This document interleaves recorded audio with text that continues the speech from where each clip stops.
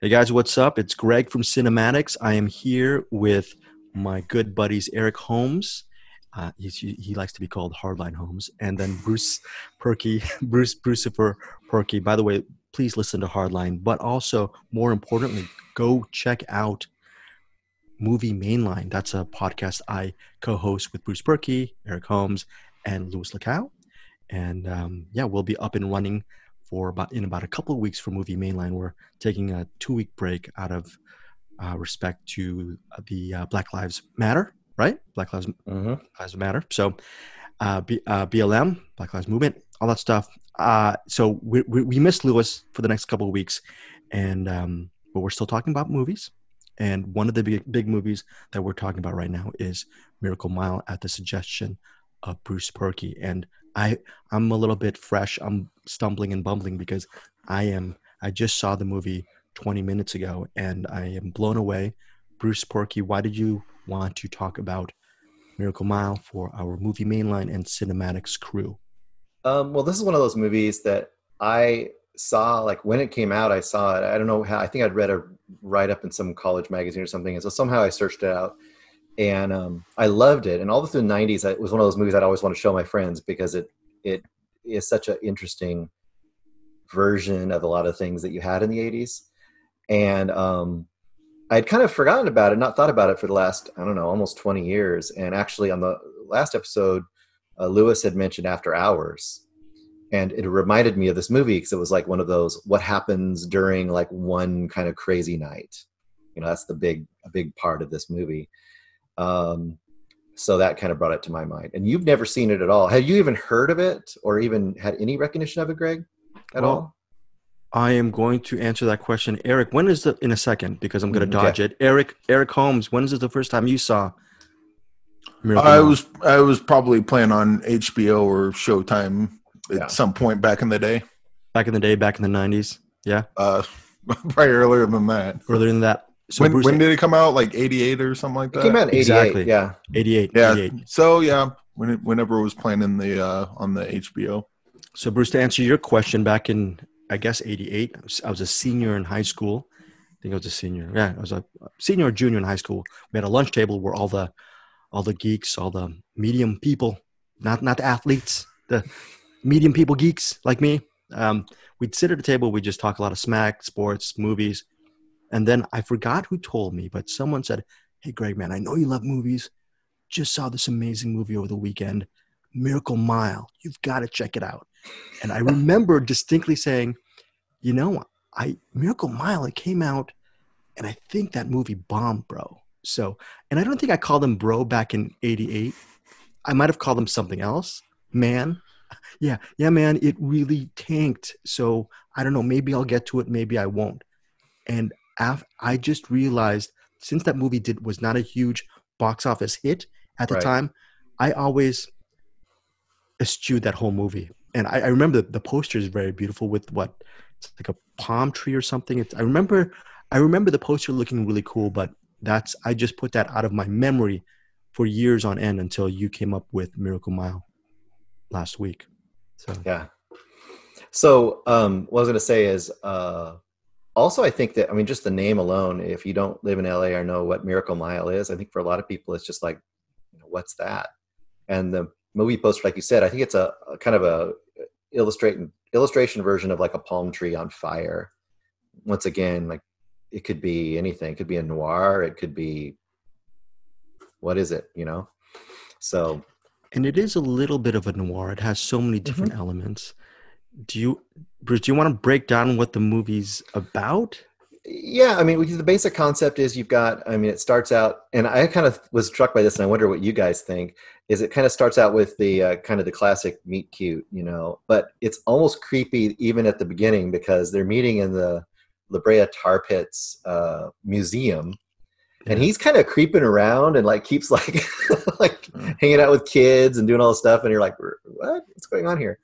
And Anthony Edwards is dressed like out of time even for that time too, right? Is he wearing like this like royal blue suit and she's wearing this pink spandex thing. Anyway, the idea is they have this kind of day-long date, is the way I read it. I don't think that any more time went by. What would you guys say? It was about a day that they had it, About it, maybe even less than a day. like an afternoon or something. He creeps out on her at the LA County Museum, La Brea Tar Pits. It opens up with a shot of him, I think, at a park or something, Pan Pacific Park, playing the horn. He's just a musician, jazz guy, so he's already out of place in LA. But it's a great. What's the name of the director? Steve De Jarnatt, right? Yeah, Steve De Jarnatt. Yep. And you could tell right from the beginning, this feels like a movie that it just feels like it's an out of time, out of place type of movie where it blends film noir, a little bit of a romantic drama. Then it has that Tangerine Dream score. So it starts off in a very weird, and the opening shot where it's a fluid motion back and forth while he's trying to just hit on her, or love at first sight. It seems something a little bit out of maybe Vertigo a bit. So it has even before that they mentioned the Big Bang, and then have like and that seems to be a theme throughout, like a bunch of astrophysics stuff.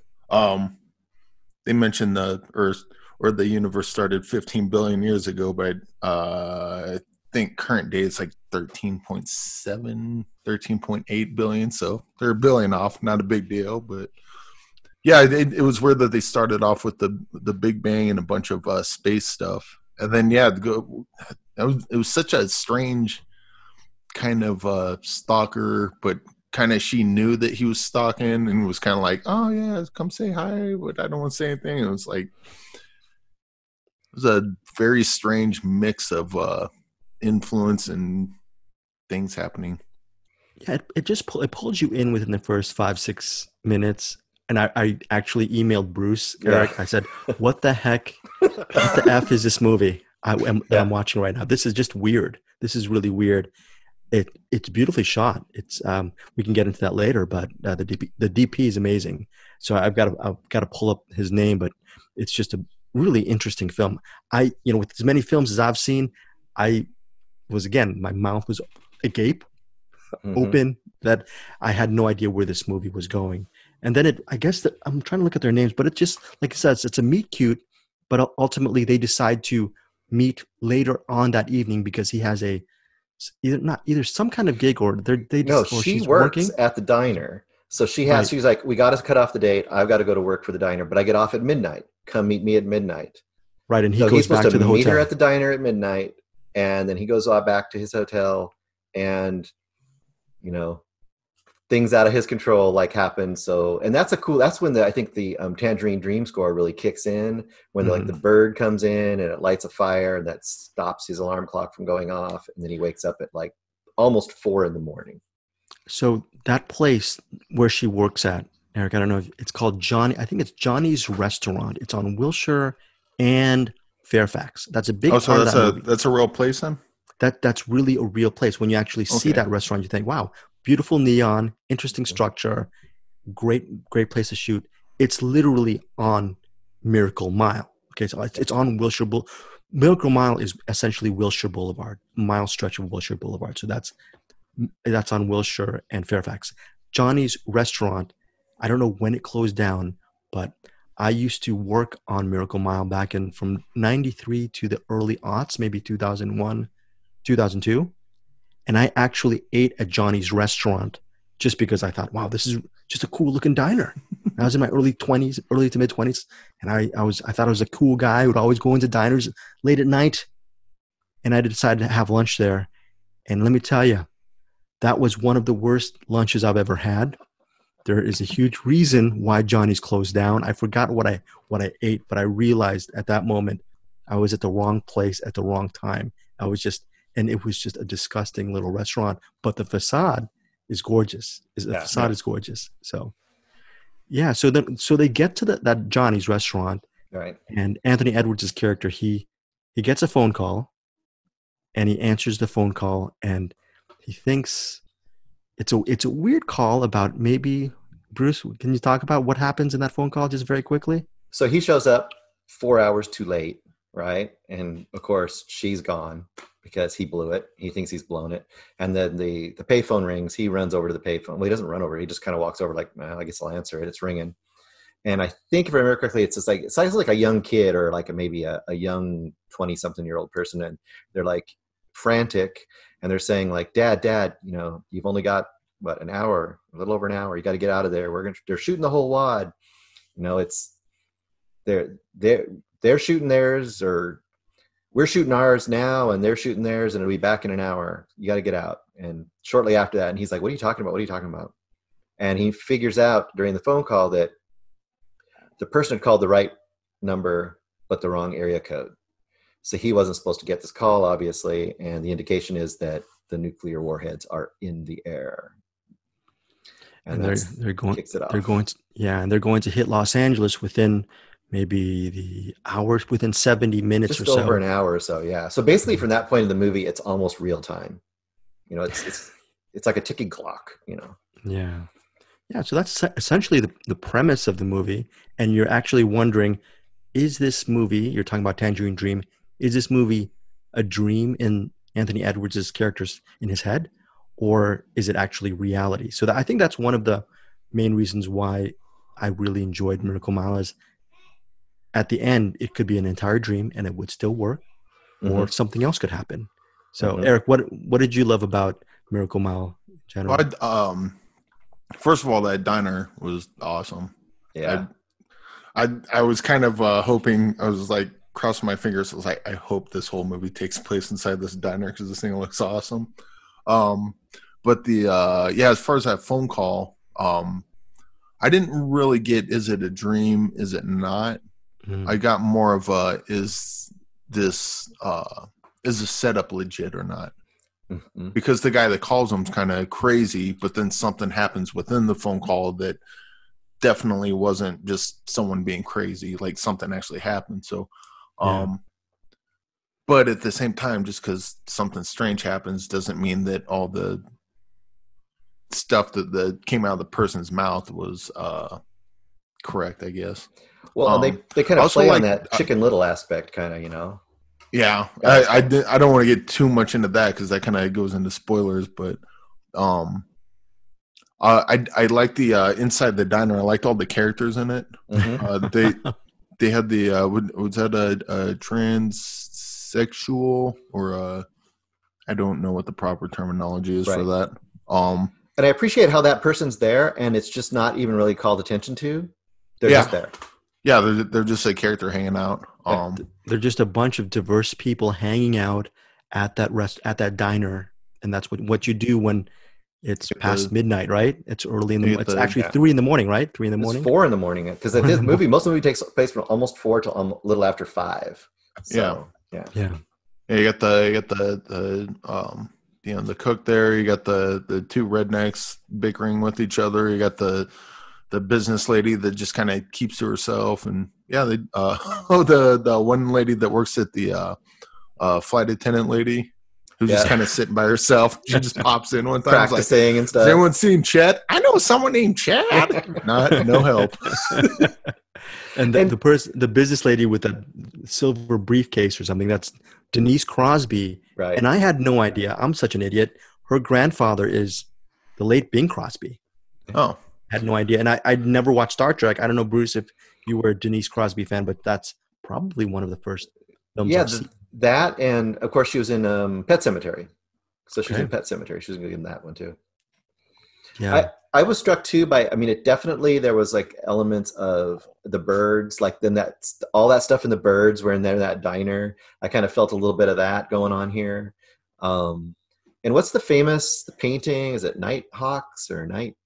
Of the diner at night. Right. Yeah, I'm thinking Nighthawks. That was a Tom Waits album or something, and I think maybe it had a picture of that diner. Right, it's by Edward Hopper or something. I'm guessing. Yeah, it had that look to it.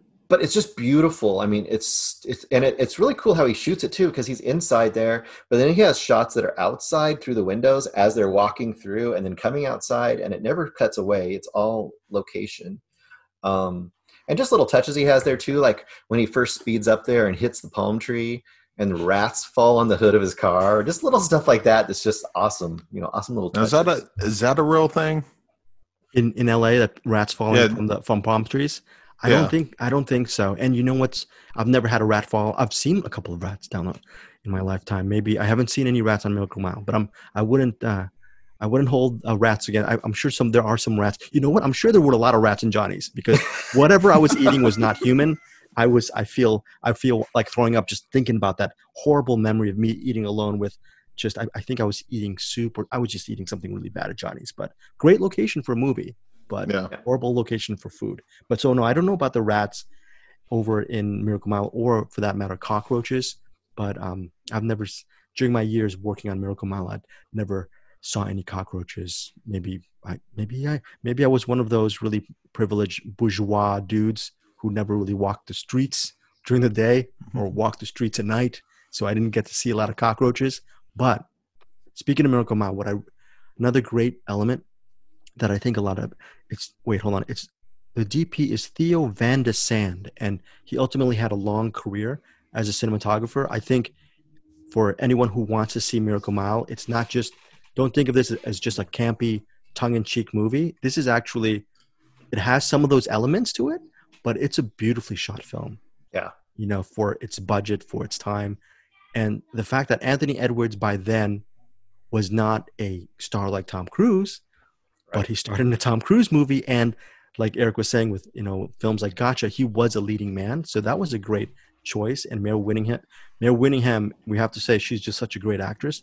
They were perfect in their roles. You really believe the desperation they had to survive, and you actually felt the affection they had for each other, which, Bruce, I'm sure you've done your research on Miracle Mile, but I just did some Google stuff. And did you know that Mare Winningham and Anthony Edwards, now they're a couple? I did not know that. They're together. They just Wow. they started dating maybe several years ago. There was a 30-year anniversary of Miracle Mile, I think, with its release on Blu-ray or DVD, whatever. It was a big to do. And Steve De Jarnatt, right? He started doing a bunch of interviews, and I was looking at Google on some of that stuff. And Anthony Edwards actually joined him on some of these press tours. And Anthony Edwards, after all these years of being friends with Mare Winningham, they're now a couple. And as of recently, with COVID-19 going on, they're, you know, both of them and their families, they're spending time together in quarantine. So if there's something, in considering the topical issue of where Miracle Mile goes and where we are right now, it's just so interesting to see them. Edwards is in his, I believe, late 50s. Mare Winningham is in her early 60s. I think that's a really great, I'm not going to give away the ending, but it's a great ending for Mare Winningham and Anthony Edwards. So I want to get your guys a question about this too. Like, so obviously they made he comes back inside and tells everybody, like, oh my gosh, this is happening. He eventually kind of convinces them, right? Because the business lady kind of can confirm that something's going on. Yeah. Because she's got connections, and she's got the awesome know. old cell phone, the old brick cell phone. But I mean, what do you guys think about, so they start to pack up and to get out, they're going to get to the airport. And it's interesting how from this point forward, you expect certain things to happen. And I feel like it really does some interesting turns that you don't quite expect. Perfect example would be, they all kind of load into that, what is it, a delivery van or whatever they've got there? Yeah. It looked like a food truck. Yeah. But it had the name, like Johnny's or whatever on it, didn't it? Yeah. And they all like load in there. And of course, his only goal is to get to, and I forget her name now. I think I wrote it down. Julie. The airport. Which one? Julie. Because the main character is trying to get to Julie. Right. Because he needs to get to her before this happens and get her out of town, basically. So he's not going to stay with the truck. But I thought it was really interesting how you get all this whole set of characters built up there, and then they kind of go off and do their thing, and you don't really see them again. Like, you think you would keep going back to them. Yeah. Spoiler alert, Bruce. What's going on, man? Eric, should we get Bruce for this? I'm just kidding. That's no, because it kind of did a lot of that, where you'll see characters, they'll show up, and once in a while you may see one or two of them show up later. But it definitely follows the Anthony Edwards character, and then you definitely get a lot of characters that you kind of get to know. It's like, oh, this is going to be one of the main characters. Nope. And then you just never see him again. which actually kind of works for what they're going with on this. Yeah, so going back to Miracle Mile, having worked there, one of the things that really, and you were right, Bruce, that really resonated with me, that a lot of people may not get because maybe they don't know Miracle Mile as well as I do. Steve De Jarnatt, you could really feel that he either lived there or knows the area very well because, okay, so Johnny's that restaurant is literally a block away from Park La Brea. Park La Brea is where Julie and her grandparents live. Okay, Julie Peters, played by Mare Winningham, and her grandparents live. So logistically, it's correct. So it's really just a block away. It's a walk away from Park La Brea. That big white building, I forgot the name of that building, County Life or something. Mm-hmm. That big building where they're, ultimately there may be a helicopter at the top, and that might be their only way out. Who knows if there is some kind of nuclear attack? We don't know. But that big white building is on Miracle Mile, and that's right across the street as well. So there are no. I was reading up. I think Anthony Edwards' hotel is at the Chateau Marmont. I could be wrong on that, but that's on the Sunset Strip, and that's maybe a 10-minute drive. But everything pretty much takes place in Miracle Mile, and it's location-wise, it's just so accurate. And also, he captured a really interesting life on Miracle Mile that a lot of people won't get. Like those opening moments, which are creepy and cool and immersive, that's kind of like a day in Miracle Mile. You can get lost on that block and just feel like you're in the middle of a city and you're wandering. There's a lot of times you can wander around in Miracle Mile, especially when I used to work there. There are times around that LA County Museum, unless you're not one of those patrons or part of the school trip to the La Brea Tar Pits, you can actually, if you live and work around the area, it can be a really sleepy little town. So they got a little piece of that with the Park La Brea scenes with the grandparents and that museum. So I think it's a really cool ode to Los Angeles as well, like a section of Los Angeles that's for some reason it's not really talked about as much, and when it's really cuts through the heart of Los Angeles. So, and kind of capturing like that idea of like right before dawn and who is around, and you got at one point you have the street sweeper coming by, and that plays a part of a certain scene that is really good. I have so many memories of Miracle Mile that it actually brought back my time in that area. I actually thought I might have actually worked in that building. I don't know. I was wondering are there two large buildings on Wilshire on the Miracle Mile? I might have actually worked on the building at E Entertainment on the second floor. I might have actually been in that building because that was a big white building. I'd always come into work looking to say, oh, there's the building I work at. I think that I could be wrong. I think that's the building where I used to work at. So that's another cool thing. So it really, really evokes so many memories of my time there. Back in 96, 97, I remember working. I'm going to just say that I worked in that building. I had so many. One of my worst memories is I had a coworker, and he used to work at the Dub Center, and I'd get all these free videos, free VHS tapes, for me to review. And what I'd do is I'd actually give him. This is years. I think there's a statute of limitations here, but I'd give him my VHS tape for movies, and he'd dub off a bunch of copies for himself and coworkers at E, and give a couple of copies to me. So that's, if I'm arrested, then sorry. But so that was really cool, and we became friends. We became friends just from him dubbing all these free VHS tapes I get to review. And then I remember one time he was just coming by to get some tapes, and he goes, "Hey buddy, do you invest in stocks?" I go, "Not really." "Do you have money to invest in stocks?" And I said, yeah, some. I'm just a conservative guy, though. I don't do much with my life. And he said, "Well, I just want to tell you that I started investing in this thing called Amazon, and it's really my stock price. I think it just split, and it's really making a lot of money." God. Hey, Greg, real quick. I know that copying tapes and spreading them out, that's one thing. I would, if you're about to divulge insider trading, I would stop talking about. No, he was as your lawyer, I advise you to stop talking immediately. Well, back in the mid 90s, I think it was when it went IPO. It was an IPO or something like that. It was actually, you could buy stock, and he was telling me, "Hey, you should do it." and that was I think 96 or 97, whenever Amazon went public, and I did not do that. I'm just thinking about, you know, That's like the Apple stories. You hear people that could have bought Apple whenever, same thing, or Microsoft or whatever. Ugh. yeah. But so bottom line is Steve De Jarnatt, he really captured that era to a T, and I feel really bad that it took me this long to actually watch it for the first time, because I think, Eric, you've seen it at least a couple of times, maybe. I just saw it when it was on TV back in the day. Oh, so so when I saw it this last time, I was telling Bruce I didn't remember a lot of it, and then even the movie Gotcha, which I wanted to watch along with this, because those two movies are the same to me in my head. Yeah. Not anymore, because I just saw Miracle Mile, but yeah, those two movies just I can't separate them. And oddly enough, and as I was watching this, I don't know if you have these dreams, but I'll be in a room and I'll try to leave the room and I'll go inside another room and go through another door and another door, through a hallway, into another building, into another room. Like, I can't get outside because no matter where I go, I just keep getting into another room and another room. It's it's almost like the building I'm in is just never ending. And when I'm watching Miracle Mile, because it's recurring nightmares that I have, like most nightmares, I guess. But when I'm watching Miracle Mile, I'm like, I recognize some of these places. Yeah.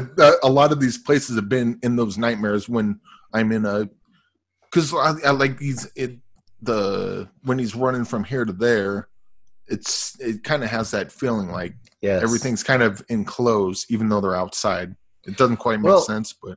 No, I get what you're saying, because it's interesting too, because there's a lot of points where he's trying to get from one place to another and things are out of his control and they keep changing. Like, he's in the van, he gets out of the van so he can go back to where he was going, but then he has to get another car, but then he loses that car. Like, there's things that keep happening to him. Yeah. There's even a point where he ends up in like a sewer, and it's just yeah, and everything. He's going through rooms. He's going through that gym at one point. He just keeps going through rooms, and he's got his point where he wants to get to, but it's like things are pulling him in other directions that are beyond out of his control. So it's like he's constantly getting given obstacles. That is so nightmarish. That is I've never had that dream. I may start having those dreams, Eric. And coupled with the images that one sees from Miracle Mile, like you said, like the elevators, the sewer, that is really. But yeah, it was just weird watching a movie that I haven't seen in a while, and I don't remember like watching it now. I don't remember having seen that bit in a movie, but rather I remember having seen that bit in many nightmares that I've had since then. Yeah.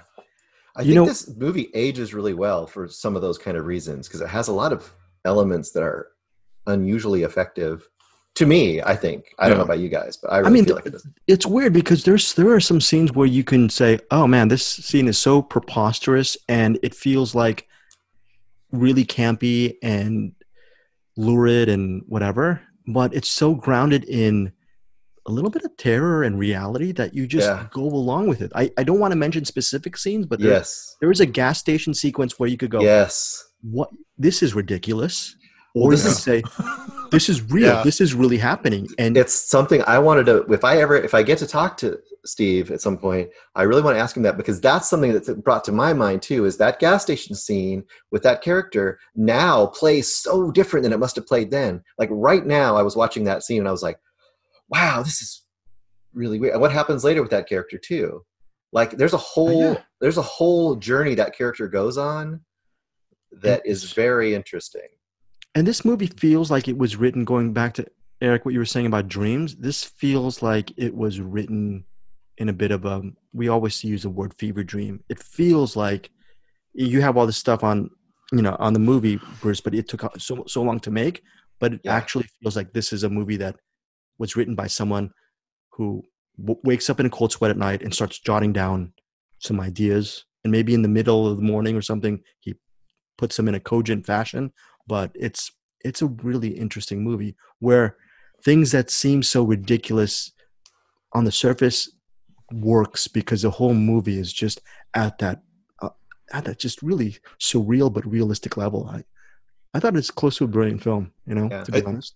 It's also I would say that this would make a great double feature with Darren Aronofsky's Mother. They have Yeah. real similar vibes to them, Haven't seen. where it just kind of, you know, it starts off pretty normal, and then as it goes on, it just kind of gets a little, not too weird, just a little, and just a little. Like you watch Miracle Mile, you watch like the first, the diner scene, and then Yeah. skip all the way to the end. Those are two completely different movies. Same deal with Mother. You watch the very beginning and the very end. You're like, how the fuck did you get from here to here? It doesn't make sense. Yeah. But And even in some of the themes of it, it actually lines up too. yeah, I think it was interesting. That's one thing I was going to say is that I think it's interesting how like it did take him almost 10 years, I think, to get this thing finally made. And he had opportunities to make it different ways. But you can tell one of the things I think that makes it so unique and weird, but also work in that kind of strange way you're talking about, Greg, that preposterous yet somehow it works, is that it is he's a writer and he's the director, and he got to hold on to his vision and make it the way he wanted to. So it's really filtering through his brain, and it's not getting diluted by other personalities. Yeah, you were talking about offers. I was reading recently, as of actually an hour ago, someone offered him $400,000 just for him to get away from directing. Just here, we'll just give you pretty much several bags of cash if you could let us make the movie that we want, as opposed to the movie that you want. And he decided to go against that grain. So what would that movie be though? A lot less interesting. Well, that movie, I think we can, once we get to the spoiler section, I have a feeling of where that movie could have gone. All right, let's put a pin in that, because I'm like, when you describe that, like the idea of a studio taking this over, I'm like, you're making a completely different movie at that point. Like you have to change everything. Can I just being as the resident sellout among us three, and then Lewis again is not here among us four? Could I be so bold to actually say I'm not so bold? I would have said, can I just you just let me sign and I'll just take the money. I have this future, my future self, my future self will invest in Amazon stock, and then I'm just going to be holed up in my own bunker in the basement watching VHS tapes and Blu-rays for the rest of my life and eat away my integrity with potato chips. That would No, I apologize. Potato chips, ice cream, and carbonated soda. So Nice. that would be so props to, so putting a pin on that, Eric, would be from someone who has a little bit of integrity, which I think this director had, and probably you guys have, but I don't. So my eyes literally just my reddened eyes just went like that. $400,000. Take the money and run, man. But we wouldn't have had this, I think. That's right. Yeah. So should we maybe do the spoiler area here? Are we ready for that? I wanted to mention something. I'm looking right now. The reason why I'm trying to find the name of this guy who, it stars Michael T. Williamson, who's very good in this movie. Mm-hmm. But there's another guy, Peter Berg, the director, actor Peter Berg. He played the stand-in of Anthony Edwards in Miracle Mile. And Peter Berg, he actually got his start in Miracle Mile, his SAG card supposedly, from working on Miracle Mile. And Anthony Edwards in an interview said, yeah, during the shooting of this movie, Peter was asking all these directing questions, and who knew that years later he would become this big-time director. This movie is chock full of people that you go like, oh, I've seen that guy. Who's that guy? Yeah. I was going to bring those up, but I didn't know if they'd be spoiler, because I know when I was watching, I was like, oh, it's, Yeah. Well, yeah. Okay. There's definitely a bunch of people that pop up that, This is a guy I want to mention. Yeah, to your point, Eric, the people who pop up, Edward Bunker. He plays the character of the night watchman in this film in Miracle Mile. Night watchman. He's the guy, the gas station attendant, either the owner of the station. So Ernie Bunker from Mr. Blue, Reservoir Dogs. Mr. Blue. There you go, Eric. Yeah, so that was one of the first ones that popped up. Well, the guy, the chef dude, he's in RoboCop. He's like the sergeant or whatever in RoboCop that gives. Oh yeah, this movie's full of them. I'm telling you. Yeah, Eric. To your point, Mr. Blue, Edward Bunker, he was a lifelong criminal before he actually pursued a career in cinema, and he actually wrote several books, which is critically acclaimed. And after watching this movie, I actually might want to actually go out and check There's out some Edward Bunker. Edward, because these were books about his life in prison, his life of crime. And I think the movie Straight Time, starring Dustin Hoffman, was inspired by his own life. I could be wrong on this, but Edward Bunker, I mean, he actually wrote the screenplay to Runaway Train with John Voight. I think you mentioned Runaway Train, Bruce. Yeah, I thought Kurosawa was involved in that too. Really? On Runaway Train? I do believe so. Yeah, I could be crazy about that. I got the poster on my wall here. But so to your point, I just think it's based on a screenplay by Akira Kurosawa. Wow. Yeah. Wow. Yeah. So yeah, Edward Bunker's screenwriting credits. Since Eric, you are the resident filmmaker and screenwriter as well. You've been talking about screenwriting, writing your screenplays and everything. Okay, so Edward Bunker's credits, scripts wise, he wrote Straight Time, 1978, based on his novel No Beast So Fierce. So Straight Time starred Dustin Hoffman. 1985, Bruce, he's credited as the screenwriter for Runaway Train. Yeah. So he probably wrote it based on just kind of a story idea and adapted it or whatever. Yeah. Yeah. Guy's talented. And so that was 1985. And a couple of years later, he's doing Miracle Mile, right? In that role.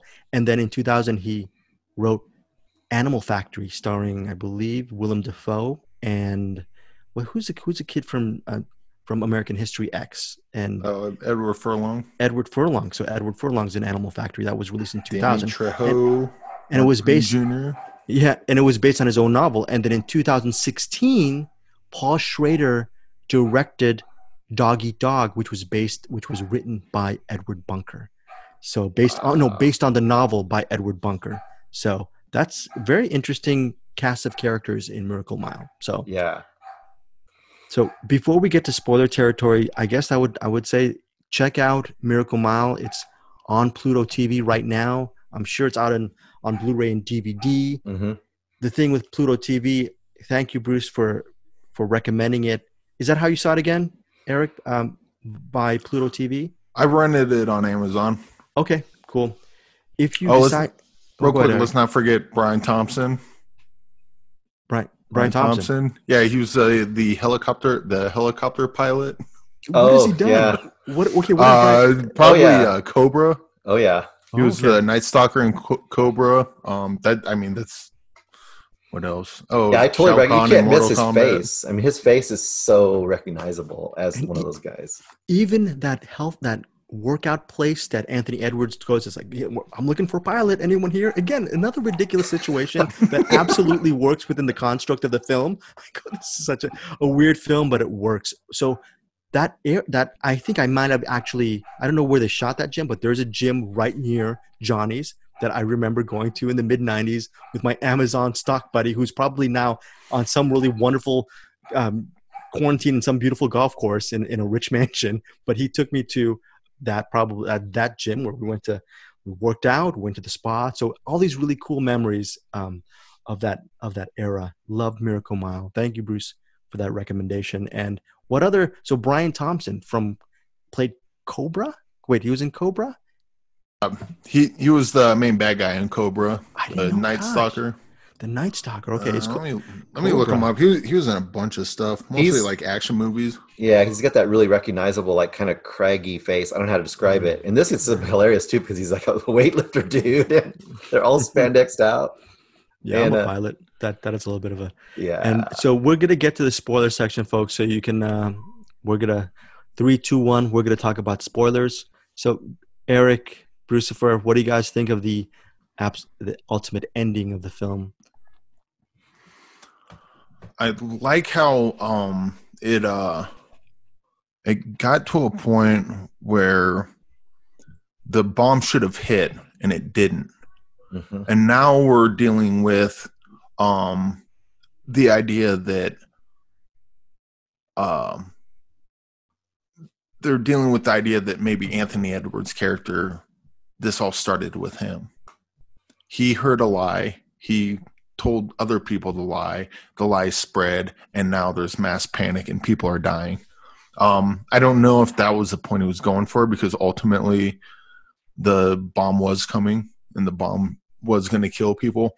But for a minute there was I think even the Anthony Edwards character seemed to lament on this, was he's looking at all this destruction and all these people, destroying each other, and he kind of blames himself. He's like, if I would have just not said anything, this doesn't happen. Yeah. No, I love that there's that probably like 10 minutes before the end, there's that period there where all hell's breaking loose, and he like breaks out the window and they watch the little newscast and all that stuff, which I love that newscast too. That's almost like Dawn of the Dead kind of stuff, where all hell's breaking loose in the newsroom and stuff too, and the newscasters. But the fact that he, like you said, he's thinking like, wow, I just caused a temporary breakdown of society here in LA, I also love the grandparents who have been talking together. The grandparents who they haven't talked with each other for the last 15 years, and they finally, on the last day, they said that they wouldn't talk until until that final day, and so they realize it's a final day, so they decide to celebrate by going to Cantor's Deli, which is another accurate thing. Is if you're having one last night on Earth, especially if you're in the Miracle Mile district, the first place you're going to eat is not at Johnny's. You're going to eat at Cantor's Deli, which is again right up the street on Fairfax, in the Fairfax district, which is right next to Miracle Mile. I loved how the grandparents of Julie's grandparents, how their story just ended with them going to Cantor's Deli. That was really cool. And I think that's to me, that's a tribute to the way he was able to develop so much character of so many different characters in such a short amount of time, all the way through this movie. There are so many characters where you know a lot about them and are interested in them. There are so many more interesting characters in this movie than there are in like a lot of movies, and he only gives them a little bit of screen time. And that really creates that preposterous yet rich and believable world, because he builds them quickly and you attach to them. Even Wilson or all these different characters. Yeah. Kind of dispels the myth of that comic book movie sucked because there were too many characters. I'm like, no. Miracle Mile's got about 1 million of them, and they all have their moment to shine. And the fact that he is confident enough to know that, like, I don't have to follow that van and find out what happened to all those people, but there's a whole story there, and you don't know what happens to Wilson from that gas station to when he comes back with his sister and they're both just about dead after being chased by the cops, which of course is incredibly weird to see now. And that scene was like, I had forgotten that scene. That scene hit me. I was like, holy shit, this movie really had some interesting stuff in it, because there's a lot built into that character. And also, like you said, at the gas station scene, like, that's a weird fucking scene, the way that goes down. Like the cops rolling up and he's holding the gun and they assume that the one dude is the bad guy, but then they all start looking at each other and it's like, what's going on? And I guarantee the studios didn't want that scene in there. In a weird way, Harry ends up, even though, like Eric was saying, the bomb goes off, everyone dies. Harry is the domino that leads to a bunch of deaths up to the inevitable deaths. I mean, ultimately, we're assuming LA's gone, but I'm sure the cops and Michael T. Williamson's character and I'm assuming his girlfriend, I think they might have liked another 30, 40 minutes into this world. Maybe just get blown up like everyone in unison in that quick flashbang. And, I also think towards the ending, crashing the helicopter into the La Brea tar pits and then talking about how Superman, when you rub something, it becomes 2 diamonds, and then flashing to white. I thought that was a great ending, just climax to Miracle Mile. It's one of those things where some may say, oh my gosh, it's terrifying. I thought it was, in a weird, perverse way, a happy ending, because they're together and they go out immediately. Reminded me a lot of Toy Story 3, and I wonder if Toy Story 3 got it, where they're in the helicopter after a crash.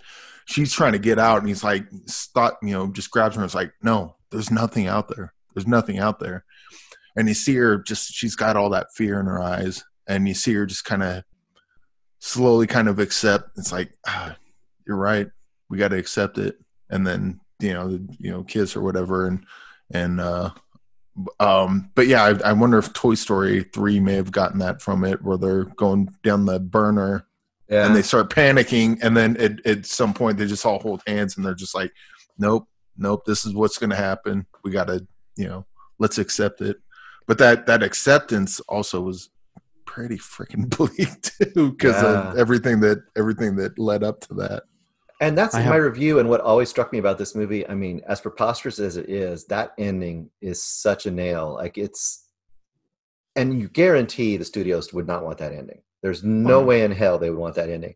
And that ending is so beautiful. And obviously it's very tidy. He starts in liberated tar pits and they end up in liberated tar pits, but it's beautiful. I mean, that is the kind of classic tragic star-crossed lovers. And the idea that it starts out with him saying like, I finally met the woman of my dreams after 30 years. And then a day later, they're dying in the liberated tar pits.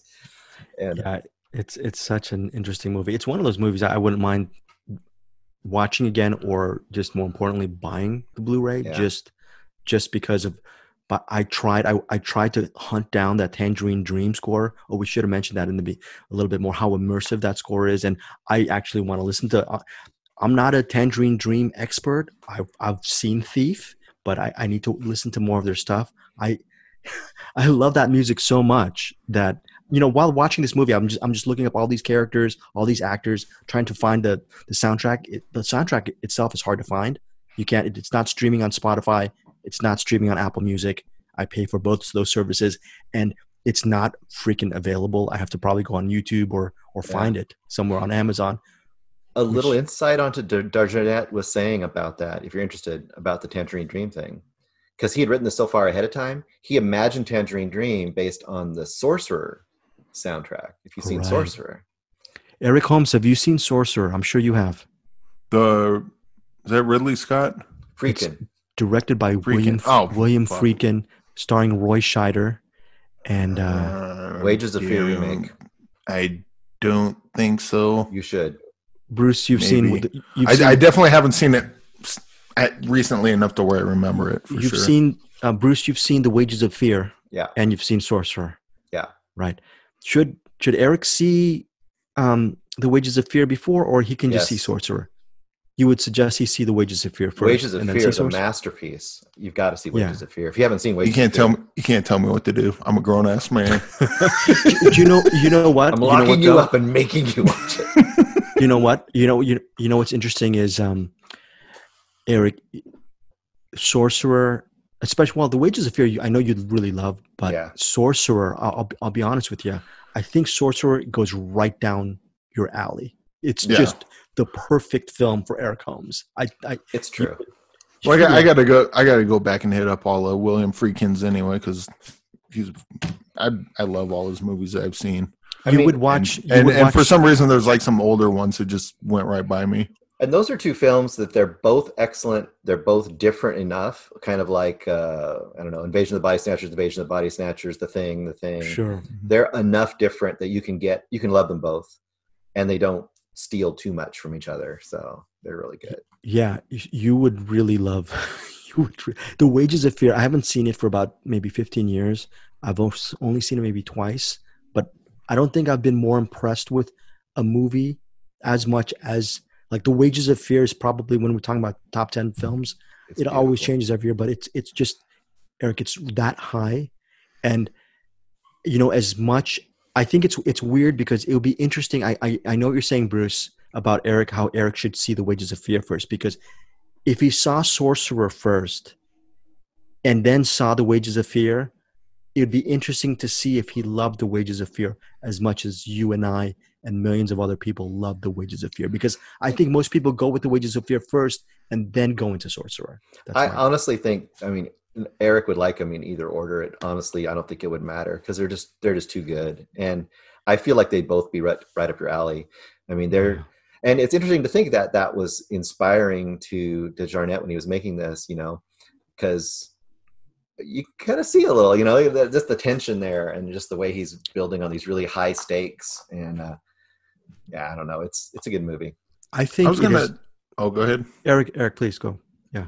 I was going to point out with the you mentioned earlier where they start off in the La Brea tar pits and work their way back to the.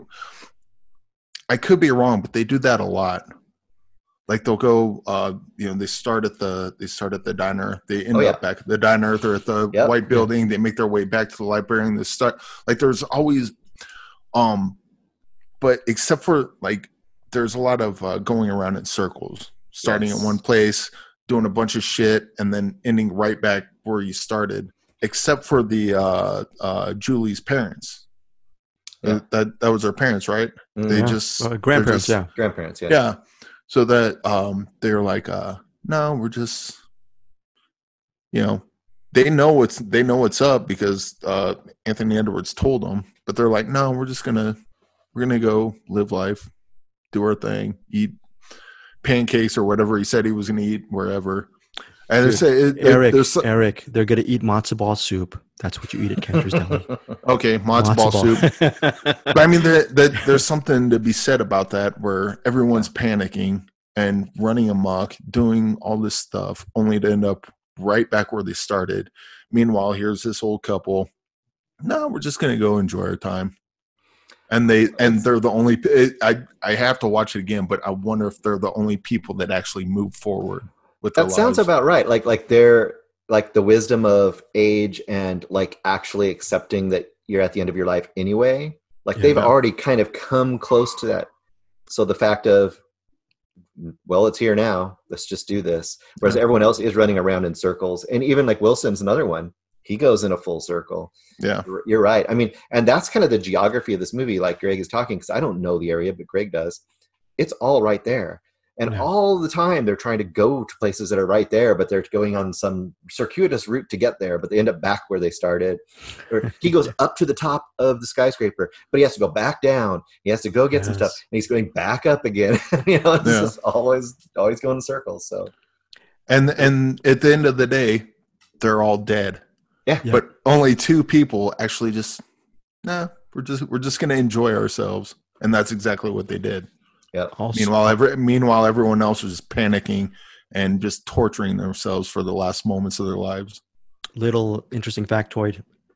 Years ago, I think early 92-ish, 92, whenever that movie One False Move starring Billy Bob Thornton and Cinda Williams came out, I think it was directed by Carl Franklin. I think Thornton wrote the screenplay. I think that's right. I only had one interview at the Park La Brea apartments. This was, I think, my first year out of, I don't know what year. I think maybe, it was when I was at UCLA, Daily Bruin film writer there. So I go to Park La Brea and I interview Cinda Williams she had an apartment at the time at Park La Brea. And before I interview her, out walks Billy Bob Thornton. And he greets me, and he had to go work because he was working on a John Ritter TV series called, I think it was called Hearts of Fire or something like that. And this was during the rounds of One False Move. So that was my only time. I think one of the only times I was in Park La Brea, and that was just a really cool moment because the director, De Jarnatt, he really captures that whole intimacy of Park La Brea, how it's just a little tucked-in community, just even if it's a couple of shots. And it goes to the point regarding what makes Miracle Mile work. It's the director knows the location, and if you know your subject matter and if you know the world, you're gonna know how to shoot it, or you're at least gonna know how to tell the DOP to shoot that scene. So you're not gonna come into Park La Brea with swooping camera movements or wonders all over the place and just people swirling around that area. It's just a really quiet little place. And even though it's just a couple of minutes in the movie, that attention to detail, I think, is what really drives Miracle Mile amidst all of that crazy stuff that goes on. So cool. Yeah. So we all agree it's worth watching. It's definitely worth watching. So Miracle Mile. I'd walk a mile to watch Miracle Mile. Yeah, little sad postscript though. I really wish that director did more films. After watching Miracle Mile, I go, De Jarnatt, I mean, I don't know I was looking at he did some TV afterwards, and I think he's a teacher now or something, but he's one of those directors. They should have thrown the Brinks truck that should have landed right at his door, even though I'm assuming Miracle Mile didn't make a ton of money at the box office. Someone should have just seen, wow, this is really interesting talent. This is like an auteur, and I just wonder if a lot of the big wigs, the people with the money, just really lost out on a bunch of interesting films that could have been made by this guy. I think so. Yeah. So that is Big Bang happened 13.7 billion years ago. Atoms started flying throughout the universe, coalescing into stars and planets, eventually making the Earth in which we all came together right now to watch Miracle Mile. And that, folks, is a great way to end our segment on Miracle Mile.